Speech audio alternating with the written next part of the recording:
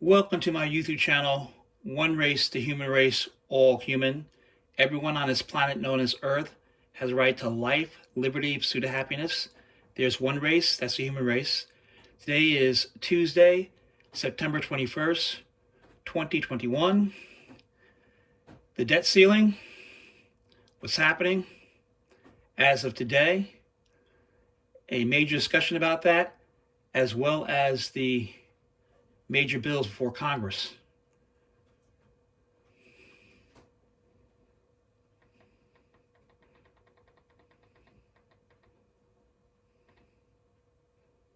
A bitter showdown in Congress. If dysfunction triumphs over bipartisanship, a dual catastrophe could hit the U.S. economy, sending shockwaves around the globe and into your wallet. It's this simple. Congress will vote on funding the federal government. If it fails, the government shuts down. And if Congress doesn't raise the limit on federal borrowing, America could run out of cash and default for the first time in U.S. history. Lawmakers will have one chance to avert both disasters because Democrats tied the two measures together, hoping to force the hand of at least 10 Republican senators. In just hours, the House side will vote. What happens in this fight could determine what happens with the infrastructure package and President Biden's $3.5 trillion budget package. The U.S. economy and the Biden agenda in the balance. CNN Chief Congressional Correspondent Manu Raju joins us on the Hill. Manu, first, just walk us through the timeline for today.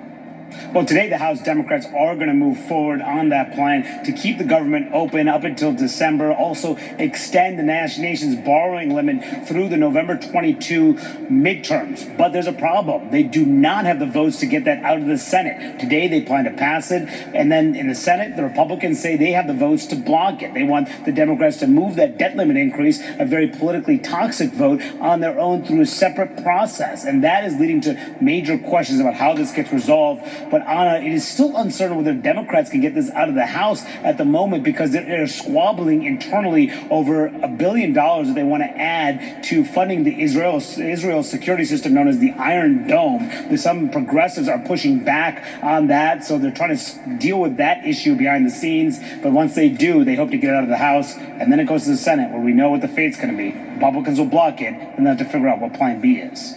The political stakes obviously could not be higher for either party. Which one has leverage?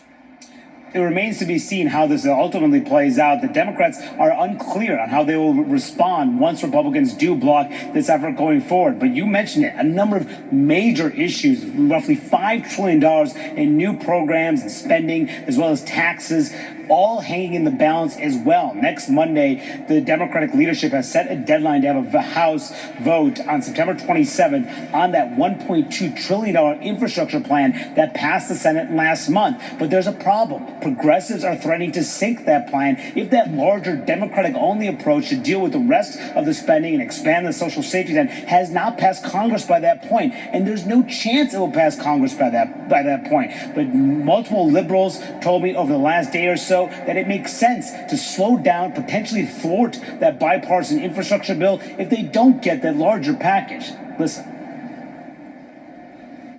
The moderate Democrats think you're bluffing on this, and that you guys will fall in line ultimately when this vote happens. They can take that bet if they want. I can say that they're bluffing on how many Republicans are going to go with us. But even if they had that number of Republicans to go on the bipartisan bill, we would still have enough votes to defeat it.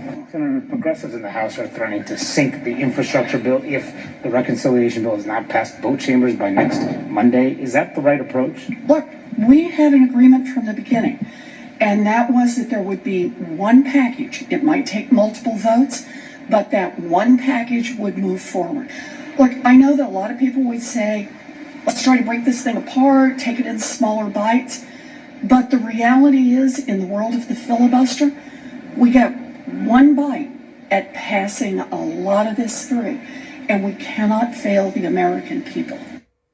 So this is the real question here, whether or not the progressives ultimately fall in line, whether they do in fact block that infrastructure package, and if they do, what does that mean for the rest of the Biden agenda? So many questions here, Anna. Uncertain how they'll get resolved, and ultimately will it all collapse? That remains to be seen.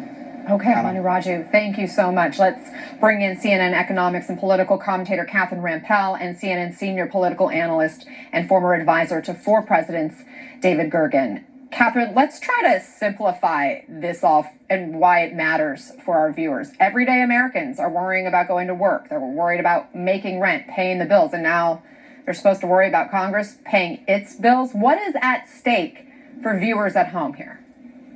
There is never a convenient time, I would say, to have a financial crisis and another recession, but probably now is the least convenient time precisely because of all of the other crises you just mentioned that America is going through. If the United States government cannot pay its bills, and again, these are bills that have already been committed to, not new spending. This is about basically paying off your existing credit card bill. If the U.S. government runs out of cash, can't pay those bills, a few things happen. One is that Social Security checks can't get paid, military service members don't get their salaries, etc. All of the things basically that the government pays for. 2 is that we violate the Constitution. The Constitution explicitly says that the public debt shall not be questioned. And 3 is that we could potentially set off panic throughout financial markets around the world. That's the financial crisis piece of this that I was talking about. Essentially, right now, U.S. debt, because we've never defaulted, among other things, is considered the safest of safe assets. And if we prove that we're actually quite cavalier about paying back our creditors, then that not only freaks out people who buy U.S. treasuries, U.S. debt, but almost every other financial asset that is benchmarked against U.S. debt. So you could have this potentially cascading set of panic, again, throughout financial markets around the world that could take us back into recession. So not a lot of good outcomes here. Yeah, and David, just the politics of this. As Catherine pointed out, Republicans agreed to spend the money that is now, coming due, but yet they're saying they're not going to vote for this. Democrats are squabbling over how much they're going to allow on this other side, and the fact that these two measures are put together now. Are Republicans thinking they have leverage here to kind of sit back and do nothing because they see Democrats getting blamed for any shutdown or other consequences since they control Congress and the White House? Well, it's as you said in the beginning, Anna, this is very complicated and it's worth simplifying it. I have full confidence right now that the Congress and the President will come together and we will not default on our loans or on our spending. We owe these bills. We've always paid them, as you said, in the past on 80 different occasions, 80 occasions, the Congress and the President have worked this out. They've never failed to work it out. One thing is very caution note here that's really important. 10 years ago, we almost went over the cliff. You'll remember we came very close to defaulting. And it was worked out just at the last minute when we were on the edge of the cliff. At that very time, that cost us economically. We paid a big price for that. Our credit rating was downgraded. And if we went through another downgrading here in the midst of this pandemic, all bets are off about what that does to the economy. So I think it will be done one way or the other. I think we'll get an agreement. The question politically is, does it shift the blame to one or the other parties, and who winds up putting the tail on a donkey? Where does that tail wind up? And I don't think we know that yet. That's why both sides are being cautious. But I think the costs of failure, Catherine outlined those extremely well. Let me come back to you on that, Catherine, because you both made this point, and it's an important point. Playing chicken with the nation's finances has become routine for Congress, but the U.S. has never failed to pay its bills, right? So how realistic is an economic catastrophe, as Treasury Secretary Janet Yellen is warning about? Well, if it happened, for all the reasons I just explained, it would be very, very bad. I hope dearly that it does not happen. Here's a reason why I'm a little bit more nervous this time around, even though it seems like we've been through this game before and it always got resolved. The issue is that if Democrats are going to do this alone, that is through a special process called reconciliation, that has a lot of intermediate legislative steps that require floor time. It basically takes a fair amount of time for them to get that process going so that they could do it alone. And it seems like Democrats are waiting instead for Republicans to blink and decide to agree to suspend the debt ceiling altogether through a bipartisan basis.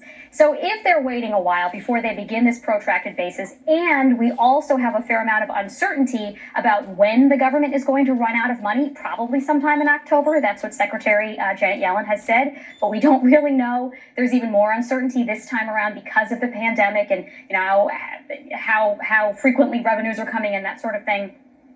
You could have a situation where we are about to run out of cash much more quickly than we had anticipated, and Democrats don't have their ducks in a row. So that's what I'm worried about in this situation that's a little bit different from previous ones, again, because there are all of those protracted steps Democrats would have to go through and that they seem to be putting off because they're hoping, I think naively, that Republicans will do the right thing here. David, the president's party traditionally, we know, struggles to hold seats in midterm elections. Does this feel like the last chance for Democrats to turn President Biden's agenda into reality through legislation? I think the Democrats have a real risk in looking toward the elections. Right now, if the elections were held today, I think the Republicans would probably get the House back.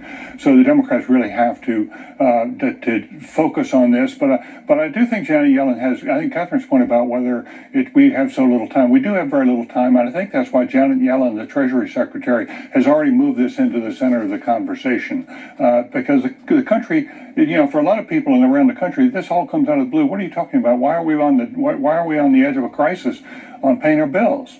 And I think she's going to get people stirred up. The real issue politically is, again, though, who winds up taking the blame for all these deficits? And does the rewards that come from passing a major Democratic bill, do the rewards outweigh the costs of driving up the deficits more in the future? That is what is at stake. And I don't think we have the answers yet. But again, I think we should be reasonably confident that the debt ceiling question will be worked out.